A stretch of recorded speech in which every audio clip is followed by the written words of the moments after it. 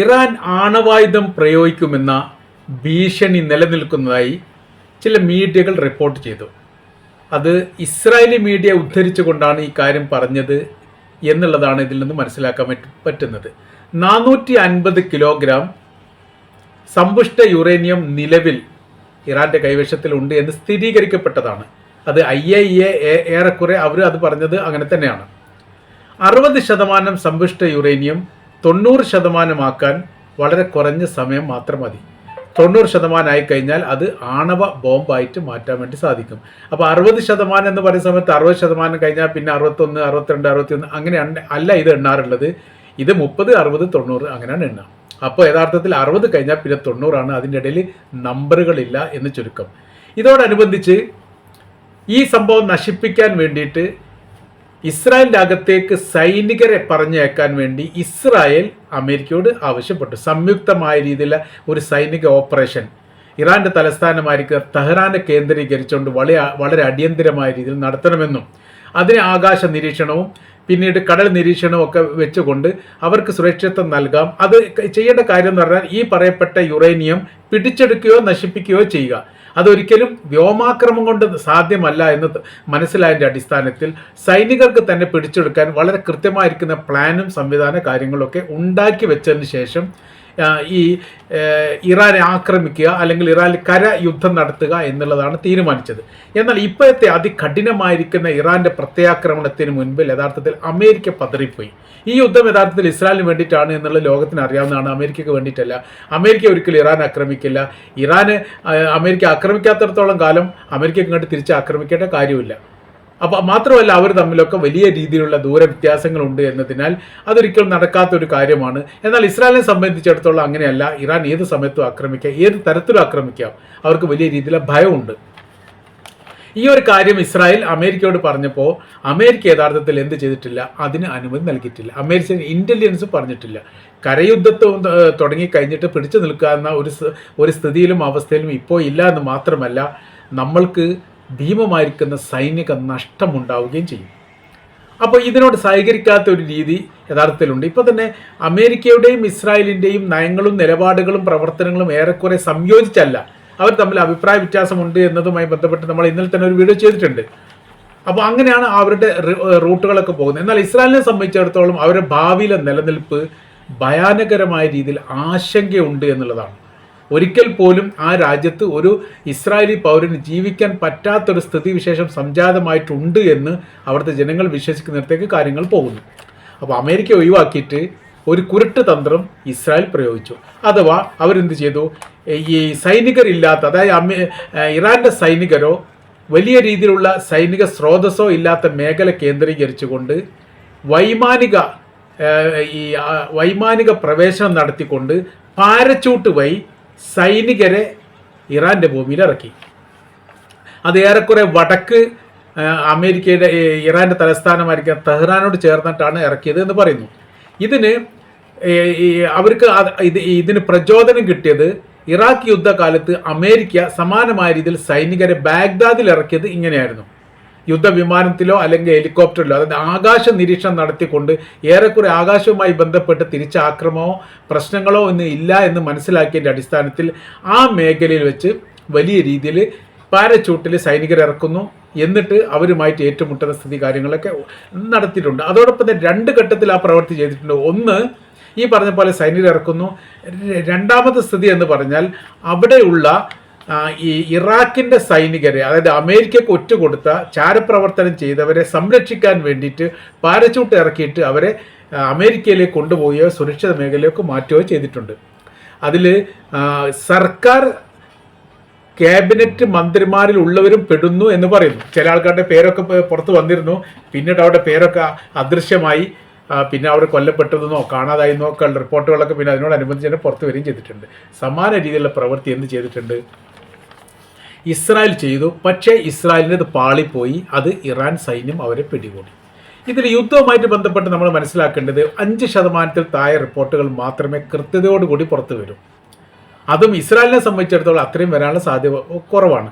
100 പേർ ഇസ്രായേൽ കൊല്ലപ്പെട്ടാൽ ഒരാൾക്ക് പരിക്കേറ്റു എന്ന് മാത്രമേ ഇസ്രായേൽ പറയൂ. അതിന് അവർ പറയുന്ന ഒരു മാനസിക രീതിയുണ്ട്.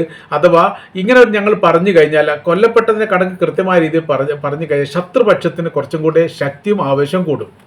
യുദ്ധം ചെയ്യുന്ന ഇസ്രായേൽ സൈനികരെ സംബന്ധിച്ചിടത്തോളം മാനസികരമായ രീതിയിൽ വലിയ പ്രയാസം അവർക്ക് ഉണ്ടാവുകയും ചെയ്യും. അവർ തളർന്നു പോകും. കാര്യം എന്ന് വെച്ചാൽ ആളുകൾ നഷ്ടപ്പെടുന്നുണ്ട്, ഇനിയിപ്പോൾ അടുത്തത് ഞാനായിരിക്കും എന്നുള്ള മാനസിക പ്രയാസം കഴിഞ്ഞാൽ പിരിമുറുക്കം ഉണ്ടായിക്കഴിഞ്ഞാൽ യുദ്ധത്തെ അതിജീവിക്കാൻ വേണ്ടി സാധിക്കില്ല. അതുകൊണ്ട് ഒരിക്കലും അവർ പറയില്ല എന്ന് ചുരുക്കം. ഇപ്പോഴത്തെ സ്ഥിതികൾ ഇങ്ങനെയാണ്. ഈ പാരച്ചൂട്ടിൽ ഇറങ്ങിയിരിക്കുന്ന സൈനികരെ പിടികൂടിയിരിക്കുന്നു. അത് ഇസ്രായേൽ സ്ഥിരീകരിച്ചിട്ടില്ല. ഔദ്യോഗികപരമായ രീതിയിൽ ഇറാൻ്റെ ഭാഗത്തും പുറത്തു വന്നിട്ടില്ല. പക്ഷേ പ്രാദേശിക റിപ്പോർട്ടുകൾ ആ കാര്യത്തെ അവലംബിച്ചുകൊണ്ട് ഇങ്ങനെ സംഭവം നടന്നായിരിക്കുന്ന വിവരം പുറത്തു വിട്ടിട്ടുണ്ട്. എന്നാൽ എത്ര പേരുണ്ട്, എങ്ങനെയാണ് എന്നതിനെക്കുറിച്ചുള്ള വിവരങ്ങളൊന്നും ഇല്ല. ഇസ്രായേൽ സർക്കാർ രഹസ്യമായ രീതിയിൽ അന്വേഷിക്കുന്നു എന്ന റിപ്പോർട്ടുമുണ്ട്. ഈ കാര്യം എന്നാൽ അമേരിക്കയോട് പറയാൻ വേണ്ടി സാധിക്കാത്തൊരു പ്രയാസമുണ്ട്. കാര്യം അമേരിക്ക ഇതിനെ സപ്പോർട്ട് ചെയ്തിട്ടില്ല. ഇതിൻ്റെ ഇടയിലൊക്കെ എന്ത് ചെയ്യുന്നുണ്ട്, ഇസ്രായേൽ സ്വന്തമായിരിക്കുന്ന യുദ്ധം ചെയ്യുന്നുണ്ട്, അവർ ഇഷ്ടത്തിനനുസരിച്ച് ചെയ്യുന്നുണ്ട് എന്നുകൂടി മനസ്സിലാക്കാൻ വേണ്ടി പറ്റും. ഇറാന്റെ സൈനിക കേന്ദ്രം ആക്രമിക്കുക എന്നുള്ളതും ഇറാന്റെ അന്തർവാഹിനി തകർക്കുക എന്നുള്ളതും ഇതിൻ്റെ കൂടെ ഇവരുടെ ലക്ഷ്യമാണ് എന്നും പറയപ്പെടുന്നു. ലക്ഷക്കണക്കിന് ഇതിൽ റഷ്യയുടെ ചില നിലപാടുകൾ അതിപ്പോൾ വലിയ രീതിയിൽ അന്താരാഷ്ട്ര തലത്തിൽ ചർച്ച ചെയ്യുകയാണ്. അഥവാ വളരെ കൃത്യതയോടുകൂടി ഇറാൻ ലക്ഷ്യം കണ്ടുകൊണ്ട് ഇപ്പോൾ ആക്രമിക്കുന്നു. അമേരിക്കയുടെ സൈനിക ബേസ് കേന്ദ്രീകരിച്ചു. അതായത് ഇപ്പോൾ ഗൾഫ് രാജ്യത്ത് ഉടനീളം അമേരിക്കയുടെ സൈനിക ലക്ഷ്യങ്ങൾക്ക് നേരെയാണ് ആക്രമണം നടത്തുന്നത്. അതുകൊണ്ടാണ് വലിയ റഡാർ സംവിധാനങ്ങളൊക്കെ ബില്യൺ കണക്കിന് ഡോളർ ചെലവഴിച്ച് അമേരിക്ക നിർമ്മിച്ച റഡാർ സംവിധാനമൊക്കെ ഖത്തറിൽ തകർന്നു പോയത് നമ്മൾ വായിച്ചിട്ടുണ്ട്. അതിൻ്റെ കാര്യം എന്താണെന്ന് പറഞ്ഞാൽ അതിനൊക്കെ കൃത്യമായിരിക്കുന്ന ലക്ഷ്യം കാണിക്കുന്നത് റഷ്യയാണ് എന്നിപ്പോൾ വളരെ കൃത്യതയോടുകൂടി തെളിഞ്ഞിരിക്കുകയാണ്. അപ്പോൾ അതിന് റഷ്യ പറഞ്ഞ കാര്യം തന്നെയാണ്, ഞങ്ങൾ നിഷ്പക്ഷരല്ല, ഞങ്ങൾക്ക് പക്ഷമുണ്ട്, ഞങ്ങൾ ഇറാൻ പക്ഷമാണ്. ഇതാര് പറയുന്നുണ്ട്? ഇറാൻ്റെ വിദേശകാര്യമന്ത്രി റഷ്യയുടെ വിദേശകാര്യമന്ത്രി പറഞ്ഞ വളരെ കൃത്യമായിരിക്കുന്ന റിപ്പോർട്ട് ഇപ്പോൾ പുറത്തു വന്നിട്ടുണ്ട്. ഒരു അഭിമുഖമായിട്ടാണ് അവർ ആ കാര്യങ്ങൾ പറയുന്നത്. സാറ്റലൈറ്റിനെ സജീവമാക്കിക്കൊണ്ട് ഉറക്കം വിളിച്ചും അവരുടെ ശാസ്ത്രജ്ഞരും ബന്ധപ്പെട്ടവരും നിരീക്ഷിക്കുകയാണ്. അത് റഷ്യയെക്കുറിച്ചാണ് പറയുന്നത്. റഷ്യയിൽ നടക്കുന്ന ഈ റഷ്യയുടെ സാറ്റലൈറ്റ് എന്ന് പറയുന്ന സമയത്ത് ചില മേഖലയിലൊക്കെ അമേരിക്കയോട് കിടപിടിക്കാൻ പാകത്തിലുള്ളതാണ്. അഥവാ കഴിഞ്ഞ പ്രാവശ്യം ഇറാൻ ഇസ്രായേൽ നടത്തിയ ആക്രമണം അത് വലിയ രീതിയിലൊന്നും പ്രശ്നങ്ങളൊന്നും ഉണ്ടായിട്ടില്ല, വലിയ നാശനഷ്ടങ്ങളൊന്നും ഉണ്ടായിട്ടില്ല എന്ന് ഇസ്രായേൽ പറഞ്ഞപ്പോൾ അതിന് തെളിവോട് കൂടിയിട്ട് ചില വീഡിയോകളൊക്കെ ഇറാൻ പുറത്തുവിട്ടു. ഇറാൻ പുറത്തു വിടാനുള്ള കാരണം എന്ന് പറഞ്ഞാൽ സാറ്റലൈറ്റ് ചിത്രങ്ങൾ കൃത്യമായ രീതിയിൽ റഷ്യ ഇറാന് കൈമാറി അതിൻ്റെ അടിസ്ഥാനത്തിലാണ് പറഞ്ഞത്. അതിനുശേഷമാണ് ഇസ്രായേൽ ചില്ലറ രീതിയിലുള്ള നഷ്ടങ്ങളും നാശങ്ങളും മരണങ്ങളും ഒക്കെ തങ്ങൾക്കുണ്ടായിട്ടുണ്ട് എന്ന് ഇസ്രായേൽ സമ്മതിച്ചതുപോലും ഈ സാറ്റലൈറ്റ് ചിത്രങ്ങൾ പുറത്തുവിട്ടതിൻ്റെ അടിസ്ഥാനത്തിലാണ്. ഖത്തറിലെ അമേരിക്കയുടെ എയർബേസിനെ ഇറാൻ ആക്രമിച്ചു. കഴിഞ്ഞ പ്രാവശ്യം ആക്രമിച്ച സമയത്ത് 4ലധികം മിസൈലുകൾ വന്നു എന്നും 4 മിസൈലുകളെയും തങ്ങൾക്ക് 4ലധികം മിസൈലുകൾ വന്നു, 5 അവർ അവകാശപ്പെട്ടത്. അതിൽ 4 തകർക്കാൻ പറ്റി, 1 മിസൈൽ താഴെ വീണ് പൊട്ടിയിട്ടുണ്ട്, നാശനഷ്ടങ്ങളൊന്നും ഉണ്ടായിട്ടില്ല എന്നുള്ളതായിരുന്നു അന്ന് അമേരിക്ക നൽകിയിരിക്കുന്ന മറുപടി. എന്നാൽ 4 ദിവസം കഴിഞ്ഞ സമയത്ത് സാറ്റലൈറ്റ് ചിത്രങ്ങൾ സഹിതം റഷ്യ ചില റിപ്പോർട്ടുകൾ പുറത്തുവിട്ടു. ആ റിപ്പോർട്ട് നോക്കുന്ന സമയത്ത് അവിടെ അതിനു മുൻപ് ഈ ആക്രമണം നടക്കുന്നതിന് മുൻപ് കാണപ്പെട്ട 2 ബിൽഡിങ്ങുകൾ, ഏകദേശം 8 നില 10 നില ബിൽഡിങ്ങുകൾ അപ്രത്യക്ഷമായിരിക്കുന്നു, കാണുന്നില്ല. അത് ഭൂമിയിൽ പ്രതലത്തിൽ വീണുകൊണ്ട് കരിവാൽ ഒഴിച്ച പോലെ ഒരു കറുത്ത പാട് മാത്രമാണ് കാണുന്നത് എന്ന് സാറ്റലൈറ്റ് ചിത്രസഹിതം പുറത്തു വിട്ടപ്പോൾ ഇറാൻ ചോദിച്ച ചോദ്യമുണ്ട്, ആ ബിൽഡിംഗ് എവിടെയെന്ന്. ഇപ്പോഴും അതിന് ഉത്തരം പറഞ്ഞിട്ടില്ല. അതിൻ്റെ കാര്യം എന്ന് പറയുന്നത് അതിഭീകരമായിരിക്കുന്ന കഠിനമായിരിക്കുന്ന ആക്രമണം തന്നെ ഇസ്രായേലിലേക്ക് നേരെ ഇറാൻ നടത്തുന്നു എന്ന് മാത്രമല്ല, അതിൻ്റെ ചിത്രങ്ങളും വീഡിയോകളും പുറത്തു വിട്ട് കഴിഞ്ഞാൽ യഥാർത്ഥ മാനസികമായി സൈനികർ മരിച്ചു പോകുന്നൊരു സ്ഥിതി ഉണ്ടാവുകയും ചെയ്യും. നമ്മൾ പറഞ്ഞു വരുന്ന വിഷയം ഇതാണ്, യുറേനിയം സമ്പുഷ്ടീകരണം കയ്യിലാക്കുക എന്നുള്ളത് വളരെ പ്രധാനപ്പെട്ടതാണ്. കാര്യം ഇറാന് വളരെ പെട്ടെന്ന് തന്നെ ഈ ആണവായുധം ഉണ്ടാക്കാൻ വേണ്ടി സാധിക്കും. ഒരുപക്ഷെ ആണവായുധം ഉണ്ടാക്കിയിട്ടുണ്ടാവും. ഇപ്പോഴത്തെ നിലവിലെ അറേബ്യൻ രാജ്യങ്ങൾക്ക് നേരെ ആക്രമണം നടത്തുന്നതുമായിട്ട് ബന്ധപ്പെട്ട് നോക്കുന്ന സമയത്ത് ഇസ്രായേലിന് അത് പ്രയോഗിക്കില്ലെന്ന് ഉറപ്പ് പറയാനൊന്നും പറ്റില്ല എന്നുള്ളിടത്തേക്ക് യഥാർത്ഥത്തിൽ ഇപ്പോഴത്തെ സ്ഥിതിവിശേഷം എത്തിയിട്ടുണ്ട് എന്നാണ് നമുക്ക് മനസ്സിലാക്കാൻ വേണ്ടിയിട്ട് പറ്റുന്നത്.